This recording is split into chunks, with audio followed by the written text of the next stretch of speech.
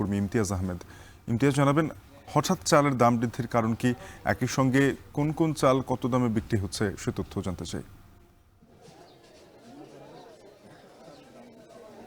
শাফিন, আপনি জানেন যে সাম্প্রতিক সময়ে ময়মনসিংহের বিভাগের বিশেষ করে শেরপুর জেলা এবং ময়মনসিংহ জেলার ধোবাউড়া, হালুয়াঘাট সহ ফুলপুর সহ বিভিন্ন উপজেলায় কিন্তু এবার বন্যায় ক্ষয়ক্ষতি হয়েছে এবং যার কারণে কিন্তু যেটা মিলাররা বলছিলেন যে একেবারে প্রান্তিক পর্যায়ে হাট বাজারগুলোতে কিন্তু ধানের সরবরাহের একটা সংকট দেখা দিয়েছে, যার কারণে যে মিলগুলো, অনেক মিলগুলো এখন বন্ধ রয়েছে এবং যে মিলগুলো চালু রয়েছে সেই মিলগুলোতে যে পরিমাণ চাল এবং তৈরির জন্য যে পরিমাণ ধানের সরবরাহ দরকার সেই সব ধানের সরবরাহ কিন্তু তারা পাচ্ছেন না, যার কারণে কিন্তু চালের এই দামের একটা কিন্তু প্রভাব কিন্তু পড়েছে। আমরা ময়মনসিংহের মেছুয়া বাজারে রয়েছি, এটা কিন্তু মিল মালিকরা বলছেন এবং মিল মালিকরা পাশাপাশি ময়মনসিংহের আজকে বাজার দরটা যদি বলি চালের, সেটা হলো যে আজকে গত সপ্তাহের ব্যবধানে খুচরা বাজারে 3 থেকে 4 টাকা পর্যন্ত চালের দাম বেড়েছে। 28 এবং 29 প্রজাতির যে চালগুলো রয়েছে সেই চালগুলো দাম কেজি প্রতি 3-4 টাকা বেড়েছে। 62 থেকে 64 টাকা পর্যন্ত বিক্রি হচ্ছে কেজি প্রতি।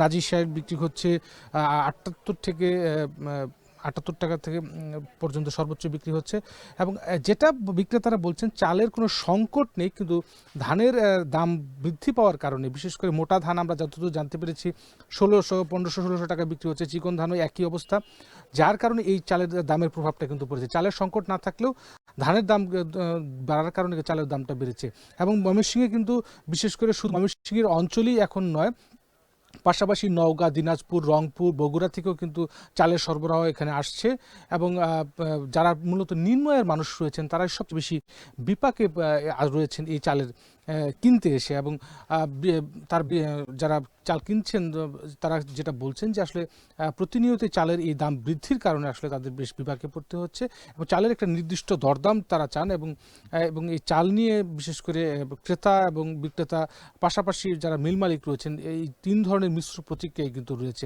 এবং মিল মালিকরা যেটা বলছেন যে তারা এবার সরকারি গোডাউনে আসলে চাল দিতে পারবেন কিনা সেটি নিয়ে বড় ধরনের একটা শঙ্কা রয়েছে। সব মিলিয়ে এই ছিল ময়মনসিংহ থেকে চালের বাজারের সর্বশেষ খবর আমার কাছে। শাফিন। সহকর্মী ইমতিয়াজ আহমেদ যুক্ত হয়েছিলেন ময়মনসিংহ থেকে। এখন জনপদে আরও একটা বিরতি নিয়ে ফিরছি।